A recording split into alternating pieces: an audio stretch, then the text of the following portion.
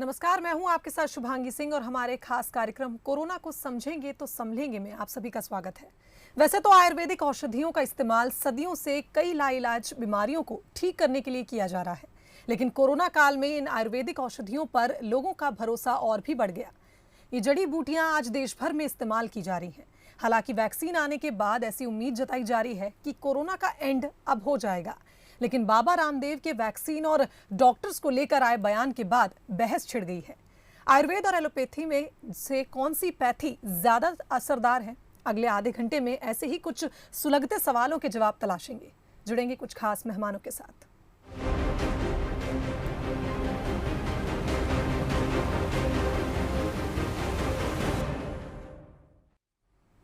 दोस्तों, कोरोना काल के बीच आयुर्वेद बेहतर है या फिर एलोपैथी, इसको लेकर चर्चा शुरू हो गई है।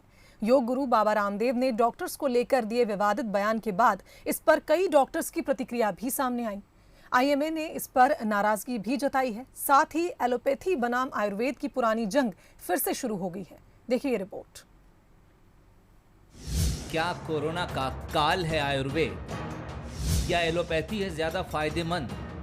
कौन सी पैथी सबसे असरदार? तीसरा बोला मुझे डॉक्टर बनना है, टर टर टर टर टर टर टर टर करते रहते, टर बनना है, टर डॉक्टर 1000 डॉक्टर तो अभी कोरोना की डबल वैक्सीन लगाने के बाद मर गए। कल क्या समाचार है? कितने? 1000 डॉक्टर डबल वैक्सीन लगाने के बाद भी मर गए। अपने आप को ही नहीं बचा पाई, वो कैसी डॉक्टरी। योग गुरु बाबा रामदेव के इस बयान के बाद एक बार फिर ये बहस छिड़ गई कि आयुर्वेद और एलोपैथी में से कौन सी पैथी ज्यादा असरदार है। कोरोना महामारी के इस दौर में आयुर्वेद और एलोपैथी दोनों ही तरीकों से मरीजों का इलाज चल रहा है।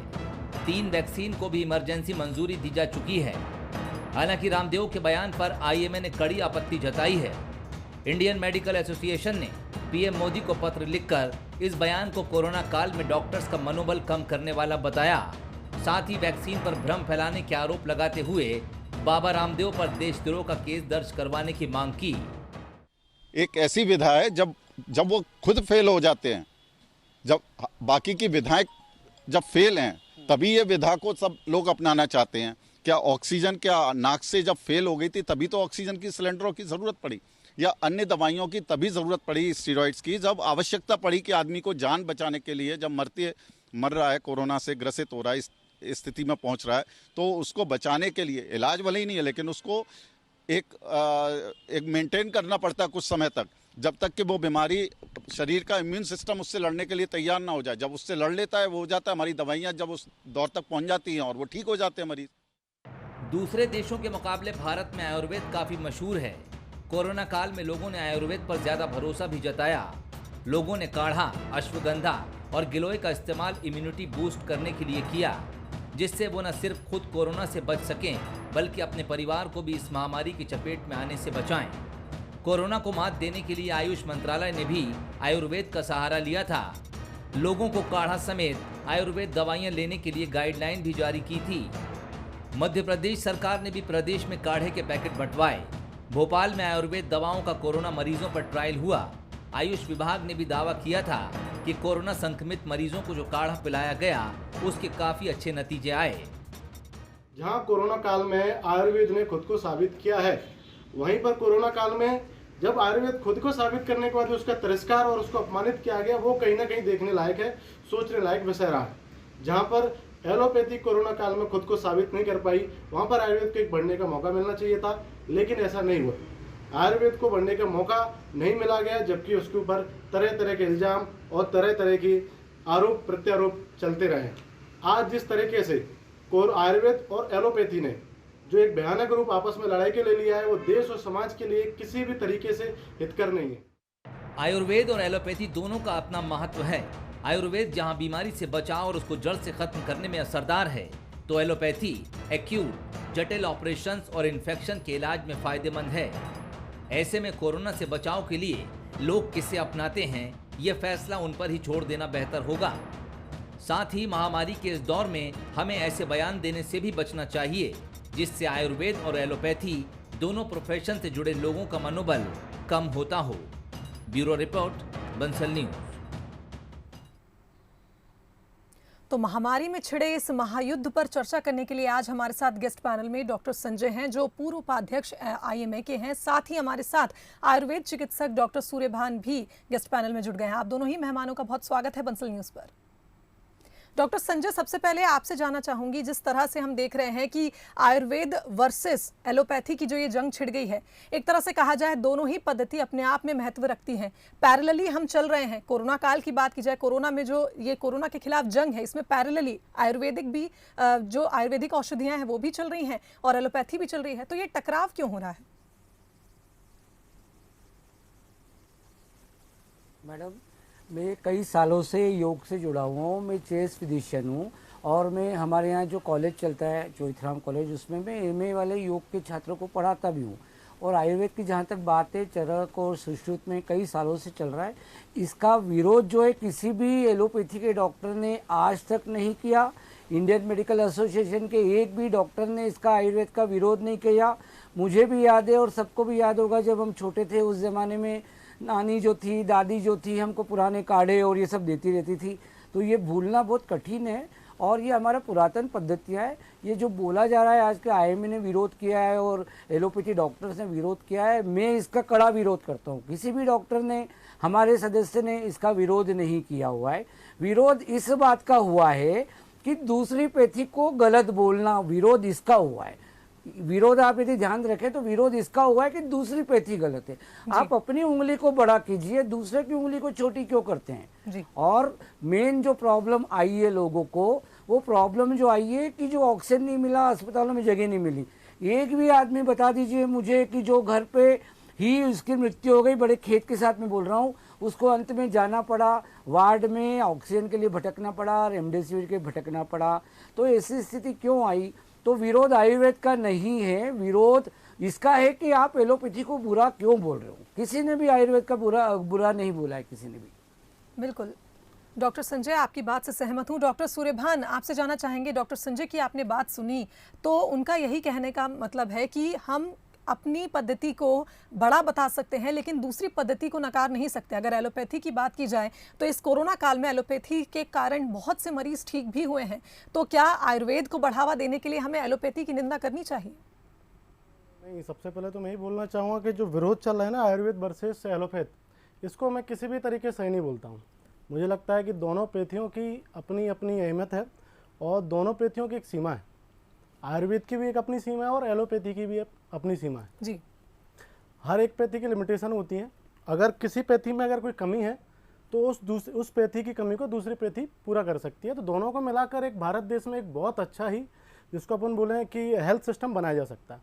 लेकिन आज अगर कोविड काल की या कोरोना काल की बात करें, लेकिन आज ऐसा नहीं हो रहा है। मैं व्यक्तिगत तौर पर जानता हूँ कि आयुर्वेदाचार्यों हूँ कि आयुर्वेद को कहीं ना कहीं तिरस्कृत या बहिष्कृत किया गया समाज से, खासतौर से कुछ एजेंटों के द्वारा। जितनी बढ़ावा मिलना चाहिए सरकार के द्वारा उतना नहीं मिल पाया। आज बहुत सारे ऐसी रिसर्च सामने आई है जिनसे प्रूफ हुआ है कि कोरोना काल में आयुर्वेद ने अपनी एक अहम स्थान बनाया है और बहुत अच्छे अच्छे परिणाम प्राप्त हुए हैं। हर जगह रिसर्च हुई है। जैसे कि मैं एक एग्जांपल के तौर पे अभी आपके सामने ग्लोए का एग्जांपल रखूँगा। एक बहुत छोटी चीज़ है, ग्लोए की रिसर्च हुई, उससे कंपेयर किया गया है कि हाइड्रोक्सी क्लोरोक्विनिन, जब लास्ट 2019 की बात कर रहा हूँ, उसमें 2020 की सॉरी जी। उसमें बात कर रहा हूँ, उसमें साबित हुआ कि SCQ से ज़्यादा अच्छा ग्लोए के परिणाम जो रिजल्ट है मिले वो ज़्यादा अच्छे मिले। लेकिन उसके बाद भी ग्लोए को इतना राष्ट्रीय और अंतर्राष्ट्रीय स्तर पर प्रोत्साहन मिलना चाहिए तो उतना नहीं मिला। एक ग्लोए के बाद उसके अलावा दूसरी औषधियों के भी BHU हुआ, जोधपुर हुआ, या फिर CCRS, ये इन बड़ी बड़ी जो है रिसर्च एजेंसी उन्होंने संस्थानों रिसर्च की आयुर्वेद को लेकर। उसमें देखा गया कि आयुर्वेद की औषधियों के परिणाम हमें एलोपैथी की अपेक्षा कई गुना ज़्यादा अच्छे मिले। जो पेशेंट 15-15 दिन में नेगेटिव हो रहे थे, 5-5, 6-6 दिन में नेगेटिव होकर घर पर स्वस्थ होकर आए। लेकिन उसके बाद पिछली साल तो चलो काढ़े भी बटना स्टार्ट हुई, इस साल तो कुछ भी नहीं हुआ। सरकार की तरफ से घर घर काढ़े बटे भी नहीं बटे, किसी भी तरह का आयुर्वेद को लेकर प्रोत्साहन नहीं मिला गया। तो मेरी नाराजगी एलोपैथ से बिल्कुल नहीं है। एलोपैथ के हम विरोधी नहीं है, एलोपैथ के साथ मिलकर काम करना चाहते हैं। उनके बराबर सम्मान मिले, उनके बराबर हक मिले, ताकि आयुर्वेद को बढ़ने के एक अच्छा मौका मिले, समाज और अंतर्राष्ट्रीय स्तर पर हमें भी सेवा का मौका मिले। बिल्कुल, डॉक्टर सूर्यभान की बात आपने सुनी। डॉक्टर संजय क्या कहना चाहेंगे? जी मैडम, मैं आईएमए का भी वाइस प्रेसिडेंट था last year. Anti quackery committee national level पे मैं उसका कन्वीनर भी था। हमने कभी भी आयुर्वेद का विरोध नहीं किया। हम हमेशा ये बोलते हैं मिक्सोपैथी का विरोध जरूर किया होगा। उसमें हर बार हम बोलते हैं देश में जो मेडिकल काउंसिल है उसने 4 डिग्री को रिकॉग्नाइज किया हुआ है। पहला एमबीबीएस जो एलोपैथी वाली है, दूसरी बीएएमएस जो आयुर्वेद वाली है, तीसरी बीएचएमएस जो होम्योपैथी की है, और चौथी जो है वो बीओएमएस जो यूनानी की है। हमारा कहना केवल इतना है कि जो भी आप पैथी में आपकी डिग्री हो आप उसको करिए, केवल उसी पैथी को आगे बढ़ाने की कोशिश कीजिए। दूसरी बात ये कि सरकार ने आयुर्वेद को बढ़ावा, अभी डॉक्टर साहब बोल रहे हैं कि कम बढ़ावा दिया, लेकिन बढ़ावा तो खूब मिला है। अभी आयुर्वेद की एक्सपेक्टेंस जो है लोगों को अभी उनके मन में उतरी नहीं वो बात। सरकार ने इतने बड़े बड़े हॉस्पिटल खोले, लेकिन वहाँ जब संख्या आप देखोगे पहुँचने वाले की, बड़ा 1000 लोग पहुँच सके ऐसी हॉस्पिटल बनाया आयुर्वेद का, लेकिन वहाँ 10 ही लोग पहुँचते हैं। तो अभी लोगों ने उसको ग्रहण नहीं किया, उसके बारे में जानकारी नहीं है। तो जब जानकारी होगी उसका एक ही कारण है कि एलोपैथी का असर थोड़ा सा जल्दी हो जाता है और जो आयुर्वेद उसका थोड़ा सा लेट होता है। तो लोग आज के ज़माने में थोड़ा जल्दी जल्दी ठीक होना चाहते हैं। ये मेरा आपके निवेदन था इसमें। केवल इसमें आयुर्वेद का कोई विरोध नहीं है। दूसरा मेरा विरोध जो है, अभी आपने पहले जो सुनाया टर टर और ये क्या 1000 डॉक्टर मर गए, इस प्रकार के हंसते हुए जिन डॉक्टरों की मृत्यु हो गई उनके मृत्यु पे हंस के आप जवाब दे रहे हो टर टर 1000 डॉक्टर एलोपैथी के मर गए जिनको 2 वैक्सीन लग गए थे। ये शर्म की बात है इतनी। एक जब कोई बड़ा आदमी इस प्रकार का बोल रहा है तो उसका हमने विरोध किया था। हमने आयुर्वेद का विरोध नहीं किया मैडम उसमें बिल्कुल भी। बिल्कुल डॉक्टर सूर्यभान, जैसा कि डॉक्टर संजय कह रहे हैं कि लोग जल्दी ठीक होना चाहते हैं। अगर कोरोना काल की बात हम करें तो कोरोना काल में जब क्रिटिकल सिचुएशन आई, जैसे लोगों में ऑक्सीजन की कमी हुई, अगर मरीज को ऑक्सीजन की कमी हुई है तो तुरंत इलाज के लिए एलोपैथी की ओर ही आगे बढ़ना पड़ा। उस समय हम आयुर्वेदिक की ओर नहीं जा सकते थे। तो एक तरह से कहा जाए कि इस पर जंग करने की बजाय हम पैरेलली चल सकते हैं, क्योंकि अगर आयुर्वेद के जो काढ़े हैं वो भी बटे थे। पिछले साल की अगर बात करें 2020 की, तो 2020 में काढ़े भी बटे और लोग अब भी काढ़ा पी रहे हैं। तो ऐसे में ये बात मुझे नहीं लगता कि सही होगी कि आयुर्वेद को बढ़ावा नहीं मिल रहा है। बढ़ावा तो खूब मिल रहा है। क्या कहना चाहेंगे? बिल्कुल, डॉक्टर संजय ने एक बात बोली कि आयुर्वेद में जो हॉस्पिटल्स खोले गए उनमें जितना पेशेंट आने चाहिए उतने नहीं है। मैं एक एग्जांपल के तौर पे भोपाल के पंडित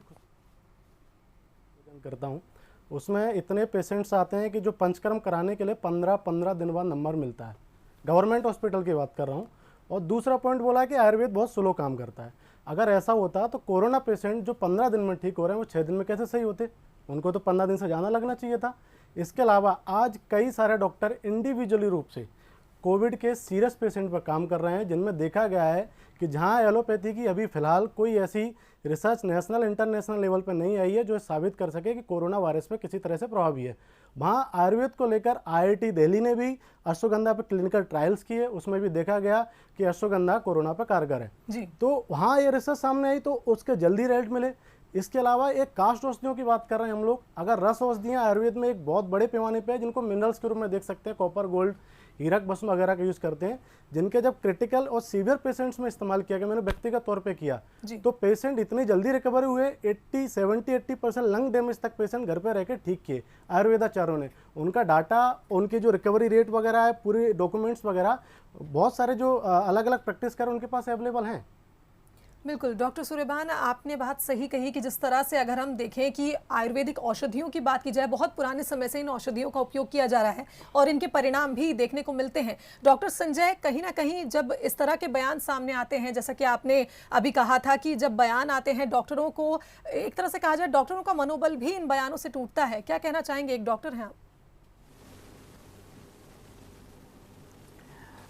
5-5, 6-6 महीने से लोग अपने घरों में नहीं गई। पूरे छोटे छोटे बच्चों को महिला डॉक्टर रुकी हुई हैं, अपने माँ बाप से नहीं मिले, और उसके बारे में यदि इस प्रकार से कोई बोलता है तो ये तो बहुत ही निंदनीय बात है। पूरे देश को इसका विरोध करना चाहिए। दूसरी बात में जो आयुर्वेद की बात है, हम भी इसको मानते हैं कि ये जो हल्दी, अदरक और ये जो भी अपन लेते हैं, बचपन से ले रहे हैं, आज कोई नया नहीं है, ये इम्यूनिटी बढ़ाने का काम करता है। मुझे आयुर्वेद की जानकारी बहुत कम है, लेकिन मैं केवल इतना जानता हूँ कि इम्यूनिटी ऐसे तुरंत नहीं बढ़ती कि मैंने अदरक खाया, मैंने ये खाया, मैंने वो खाया, तुरंत इम्यूनिटी बढ़ गई। उसके लिए कुछ समय लगता है, कुछ 15 दिन। मेरे को इतनी जानकारी नहीं, मैं माफ़ी चाहता हूँ जो मेरे साथ बैठे हुए उनसे, लेकिन मुझे जानकारी नहीं। लेकिन इम्यूनिटी ऐसे रोज़ काढ़ा पी के अभी कल बीमार नहीं हुई इसलिए मैंने आज काढ़ा पी रहे, ऐसा नहीं होता है। हम भी अपनी दवाइयाँ देते हैं, केवल जीवन शैली में बदलाव लाइए, ये मेन उद्देश्य होना चाहिए। और एक जो यौगिक जीवन शैली में योग से भी जुड़ा हुआ हूँ, उसमें हम कुछ आयुर्वेद पढ़ते भी हैं और मैं उनको पढ़ाता भी हूँ, मैं चेस्ट फिजिशियन हूँ तो भी। लेकिन जीवन शैली में परिवर्तन यदि हम लाएंगे,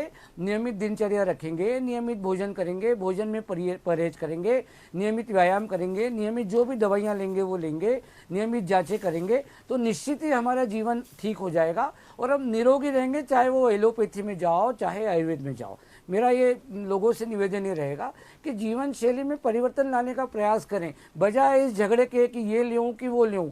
सभी पैथी अच्छी, हमको कैसे मजबूत हमारी इम्यूनिटी बनी रहेगी। मैंने कई हमारे डॉक्टर्स भी देखे जो आज भी दिन में हॉस्पिटल जाते हैं, सुबह दौड़ने जाते हैं, सुबह खेलने जाते हैं। तो एक तरीका है आपके श्वास की जो अंदर जो इलास्टिक फाइबर है उसको अच्छा बनाने का, और आपके फेफड़े के अंदर के इलास्टिक फाइबर, उनको एल्विलाई बोलते हैं, यदि वो ठीक रहेंगे तो कार्बन डाइऑक्साइड और ऑक्सीजन का आदान प्रदान अच्छा होगा और कोई भी कीटाणु अंदर जाएगा नहीं, और गया भी तो जल्दी से वो बाहर निकालने के चांसेस ज़्यादा होते हैं। किसी भी प्रकार से हमको बहस के बदले किस प्रकार से व्यक्ति की जीवन शैली अच्छी रहे, वो भविष्य में आगे कोई अगली बीमारी नहीं आए, इस पर प्रयास करना चाहिए। बिल्कुल सही डॉक्टर संजय, आपने बिल्कुल सही बात कही है। और एक तरह से कहा जाए, ये कोरोना काल जब चल रहा है और कोरोना काल में जब हम देखते हैं कि इस समय हेल्थ इंफ्रास्ट्रक्चर को एक साथ काम करना है, क्योंकि हमें इस कोरोना के खिलाफ जंग को जीतना है। डॉक्टर सूर्यभान, अगर बात की जाए जो कोरोना काल चल रहा है, ऐसे में क्या ये सही समय है कि हम एक पैथी को सही बताएं और दूसरी पैथी को उससे बेहतर बताएं, या कंपैरिजन के लिए क्या ये समय सही है? नहीं, देखो, मैं पहले ही बोल रहा हूँ कि एलोपैथ वर्सेस आयुर्वेद नहीं होना चाहिए। इसमें मैं बोल रहा हूँ कि देखो, हर पैथी की सीमा रहती है। कुछ डिजीज़ में, कुछ बीमारियों में एलोपैथ ने बहुत अच्छी पकड़ की है, जबकि कई जगह आयुर्वेद ने अपनी महारत हासिल की है कई बीमारियों में, जिनमें साबित भी कर चुके हैं। और माननीय डॉक्टर संजय जी को भी पता है कि इन बीमारियों में ये आयुर्वेद की मेडिसिन अच्छी रहती है। जैसे फॉर एग्जाम्पल के तौर पर मैं दूँ लिप 52 को आयुर्वेद नहीं, आयुर्वेद से भी कई गुना ज़्यादा एलोपैथ डॉक्टर यूज करते हैं, और हर किसी एलोपैथ मेडिकल स्टोर पर वो अवेलेबल हो जाएगी आपको। तो आयुर्वेद डॉक्टर भी स्वीकार करते हैं, एलोपैथ डॉक्टर भी इस चीज़ को स्वीकार करते हैं कि हाँ भाई ये जरूरी है, आयुर्वेद में इसका परिणाम रिजल्ट बहुत अच्छे हैं, तो वो उनको देना मैं समझता हूँ। चलो ठीक है, आपने दीदी कोई दिक्कत नहीं। लेकिन वहीं एक आयुर्वेद चार अगर अपनी पैथी के लिए बोल रहा है कि नहीं यार, इसमें कोविड में एक आयुर्वेद मुझे लगता है बेहतर विकल्प के रूप में आ रहा है, तो उसको बढ़ावा दिया जाना चाहिए। और मैं कहता हूँ इसकी पहल एलोपैथी के डॉक्टरों को सबसे पहले करनी चाहिए, और उनको बोलना चाहिए कि नहीं यार, इन लोगों ने अच्छा परिणाम दिया है, इन लोगों को मौका दो, इन लोगों ने बहुत अच्छा साबित किया है खुद को। बिल्कुल। डॉक्टर संजय, आप कुछ कहना चाह रहे हैं, प्लीज अपनी बात पूरी करिए। उसमें मेरे 2-4 सुझाव है कि एलोपैथी लोगों को क्यों पॉपुलर है। कि जैसे आप गूगल देख लो, आज के बच्चे, मेरे कोई आता है, मैंने कोई दवाई लिखी तो फटाक से गूगल पे देखता है और वो उसके साइड इफेक्ट, कॉम्प्लिकेशन सब देखता है। ऐसी डॉक्टर साहब तो बोल रहे हैं कि हमारे बहुत सारे हमने जर्नल्स बनाए, हमने रिपोर्ट्स बनाई हैं, लेकिन मेरे देखने में कहीं गूगल पे बहुत आई नहीं। और आई भी है, किसी भी समझ लो जिंजर है, अदरक है या और कुछ है, ये यदि मैं देखता हूँ, यदि तो उसके बॉटनिकल नेम मिलते हैं, उसके जो हमारे रोजमर्रा के जो नाम है वो वाले नाम नहीं मिलते हमको। यदि रोजमर्रा के नाम यदि मिलने लग जाए ना, तो फिर वो बहुत ही कमाल का हो जाएगा। हर व्यक्ति देखेगा अच्छा ये इसको बोलते क्या है, बॉटनिकल नेम तो पहचान में नहीं आता है, तो लोगों तक और जानकारी होगी। तो आयुर्वेद वालों को ये कोशिश करना चाहिए कि बॉटनिकल नेम के बदले उसका जो दैनिक दिनचर्या में, अपने रोजमर्रा के काम में जो उसका वर्ड यूज होता है, वो यदि वो सामने लाएंगे जनता के, तो जनता को फायदा होगा और समझ में आएगा, अच्छा इसको ये तो हल्दी है, ये तो अदरक है, ये तो फलाना है, अच्छा इसकी बातें हो रही थी, तो वो और उपयोग करेगा उसका। ये मेरा सजेशन है। हम लोग आपको ये सजेशन देंगे कि इस प्रकार थोड़ा प्रयास किया जाए। बिल्कुल। डॉक्टर सूर्यभान, एक बात और आपसे जानना चाहेंगे, आप क्योंकि आयुर्वेद चिकित्सक हैं, अगर बात की जाए कोरोना काल की, कोरोना काल में कई ऐसे पेशेंट सामने आए जो बहुत ही क्रिटिकल सिचुएशन में सामने आए होंगे, और आपके पर्सनल एक्सपीरियंस से जानना चाहेंगे, क्या कोई ऐसा पेशेंट जो क्रिटिकल सिचुएशन में आयुर्वेद की दवा से स्वस्थ हुआ हो? बिल्कुल 100%, और एक पेशेंट नहीं, सैकड़ों हजारों की संख्या में आयुर्वेदाचार्य ने ठीक किए हैं। मैंने व्यक्तिगत तौर पर मैं नाम भी लेता हूँ, दुलारी बाई, जिनका SpO2 लेवल 76 था, घर पे चेक किया, गांव से आई, मेरी परिचित की थी, और उसके बाद मैंने उनको आयुर्वेद रस औषधियाँ, कास्ट औषधियों की बात नहीं कर रहा हूँ, रस औषधियाँ एक बहुत बड़ा विज्ञान है आयुर्वेद के, उसमें रस औषधियाँ आती है, मैंने वो स्टार्ट की, उसके बाद 2 मई से स्टार्ट की एंड आज 17-18 मई को कम्प्लीटली 96-97 उनका स्पीड आ गया था बिना पैरासीटामोल यूज किए। ये मैं पर्सनल एक्सपीरियंस खुद का सबके सामने शेयर कर रहा हूँ। तो आयुर्वेद में वो ताकत है कि कोरोना को मात दे सकता है, और सरकार और आम जनता से भी अपील है कि सरकार को बताए और उस पर दबाव डाले, और सरकार से भी उम्मीद करता हूँ कि वो इस चीज़ को समाहित करे चिकित्सा पद्धति में कि कोरोना में आयुर्वेद खुद को साबित कर सकता है। बिल्कुल, डॉक्टर सूर्यभान की बात सुनिए आपने। डॉक्टर संजय, जैसा आपने कहा था कि लोग जल्दी ठीक होना चाहते हैं तो इसलिए वो एलोपैथी की ओर आगे बढ़ते हैं, जबकि डॉक्टर सूर्यभान का कहना है कि क्रिटिकल सिचुएशन में भी मरीज स्वस्थ हुए हैं। क्या कहना चाहेंगे? दो बातें मैं चाहता हूँ। अभी मैं जब आया तो स्टूडियो के फोटोग्राफर जी से ये बात कर रहा था मैं कि जो कोरोना है वो एक सिंपल वायरस है, उसमें 90% लोग तो एसिम्प्टोमेटिक होते हैं। ये खुद ही बोल रहे थे कि मैं घर पे मेरे को कोरोना हो गया था और मैं घर पे ही ठीक हो गया बिना कुछ दवाई लिए। तो जो 90% लोग हैं उनको दवाई की ज़रूरत ही नहीं है। केवल जो 10% लोग हैं उसमें 6-7% लोग दवाई देते हैं और 3-4% लोगों को हॉस्पिटल में भर्ती करना पड़ता है। उसमें मृत्यु दर बहुत ही 1 और 1 से कम रहती है। तो ये वायरस है तो बिना कोई दवाई के ठीक हो रहा है। पर आप दावा कर रहे हैं कि हमने ठीक किया है तो मैं मान रहा हूँ, उसका विरोध नहीं कर रहा हूँ, लेकिन ये जो वायरस है ये अपने आप ही ठीक होता है और उसका पूरी जो दारोमदार है आपकी इम्यूनिटी पे डिपेंड रहती है।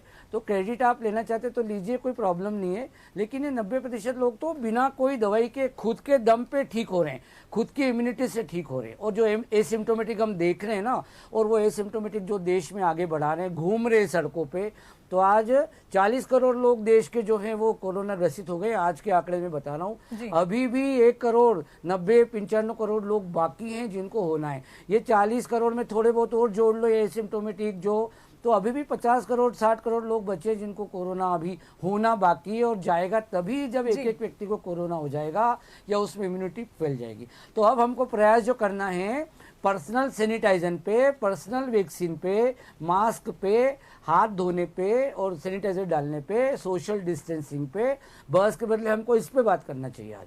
बिल्कुल डॉक्टर सूर्यभान, जैसा आप कह रहे थे कि हम आयुर्वेद वर्सेस एलोपैथी नहीं कर रहे हैं, तो आपसे जानना चाहूंगी कि एलोपैथी को जब आप देखते हैं इस कोरोना काल में, एलोपैथी के ओर से क्या कुछ ऐसे कदम आपको लगता है कि एक बहुत अच्छे कदम रहे जिसके चलते हमने कोरोना संक्रमण को कंट्रोल किया? पहले तो डॉक्टर संजय जी के एक उत्तर देना चाहूँगा। सर ने बोला कि जो इम्यूनिटी से अपने आप ठीक हो रहे हैं, तो मैं बोल रहा हूँ कि सैकड़ों ऐसे पेशेंट नहीं, हज़ारों पेशेंट जो हमारे ग्रुप टीम मेंबर काम कर रहे हैं। आयुष काम ने कभी नस्या ने और सेंट्रल गवर्नमेंट ने मिलकर हम लोग प्रोग्राम भी चला रहे हैं, इसमें सीवियर पेशेंट को ट्रीट कर रहे हैं। तो उनके पास डॉक्यूमेंटेशन है, तो सैकड़ों हज़ारों पेशेंट का डॉक्यूमेंटेशन है और उसको बहुत जल्दी ही रिसर्च में लाया जाएगा और दुनिया के सामने पेश किया जाएगा।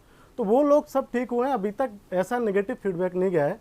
तो मैं बोलता हूँ कहीं ना कहीं उसमें आयुर्वेद का योगदान होगा, तो आप भी इस चीज़ को समझ सकते हैं। और इसके अलावा भी जैसे कि कोविड में एलोपैथ ने हाँ मदद की है, मैं मानता हूँ, जो बिल्कुल मैनेजमेंट के तौर पर देखा जाए तो एलोपैथ ने मदद की है। इसके अलावा लेकिन अभी एक दिल्ली हाई कोर्ट की बात की जाए तो एलोपैथ के 4 डॉक्टर्स ने PIL दाखिल की है दिल्ली हाई कोर्ट में। एलोपैथ मेडिसिन के जो खासतौर से पैरासीटामोल वगैरह हो चाहे एंटीबायोटिक हो, उनका अनियमित यूज की वजह से जो कोविड बढ़ा है उसकी वजह से दाखिल की। उसमें ऐसा दावा किया गया है, जो एलोपैथ डॉक्टर्स की बात कर रहा हूँ, मेरा नहीं, मेरे पास PIL की PDF है, 25 तारीख को शायद है, 24 को, डेट कंफर्म नहीं है। उसमें बताया गया है कि एंटीपायरेटिक्स यूज करने की वजह से जो कोविड वायरस है जिसकी ग्रोथ धीमी हो रही थी उसकी ग्रोथ बढ़ी। तो कहीं ना कहीं अनियमित यूज लोगों ने एंटीपायरेटिक्स जो की है पैरासीटामोल वगैरह का, उसकी वजह से कोविड ग्रोथ हुई। तो ये कहीं ना कहीं ये लगा कि कहीं ना कहीं मिसगाइड हुए लोग, कहीं ना कहीं से। आप उस वर्ड को सही कीजिए, उस शब्द को आप एंटीपायरेटिक जो बोल रहे हो उसको अलग कर दीजिए, उसकी जगह आप स्टेरॉइड, उसको आप स्टेरॉइड बोलिए। स्टेरॉइड का यूज हुआ है और स्टेरॉइड बिल्कुल रामबाण थी जिनको बचना था उसके लिए, लेकिन पैरासीटामोल नहीं। मैं कभी नहीं मान सकता कि पैरासीटामोल से किसी को कोई संक्रमण ज्यादा हुआ है। आपने रीट लगाई है, जरूर लगाई होगी, उसके पीछे आपने कुछ वैज्ञानिक कारण भी दिए होंगे। कोर्ट का निर्णय आया था जब देखते हैं उसको, पैरासीटामोल की जगह आप स्टेरॉइड करिए। मैं बिल्कुल मानूंगा कि स्टेरॉइड से लोगों के संक्रमण बाद में बढ़े हुए हैं, ये मैं बिल्कुल मानूंगा। और आप लोगों की हमने हेल्प भी की है। जो जंग हमारी लगातार जारी है, आयुर्वेद वर्सेस एलोपैथी की जो जंग है, इस जंग पे ना फोकस करके हमें ये फोकस करना चाहिए कि कोरोना के खिलाफ जो हमारी जंग है उसको किस तरह से जीता जाए, क्योंकि ना आयुर्वेद कम है और ना ही एलोपैथी, और दोनों ही पद्धतियां पैरेलल चल के कोरोना के खिलाफ इस जंग को लड़ भी रही हैं और हमको जीत भी हासिल हो रही है। आप दोनों ही मेहमानों का बहुत बहुत धन्यवाद, आप दोनों ने अपना समय दिया और इस खास बातचीत के लिए आप दोनों का बहुत बहुत धन्यवाद। तो इस खास पेशकश में फिलहाल इतना ही। आप देखते रहिए बंसल न्यूज। नमस्कार।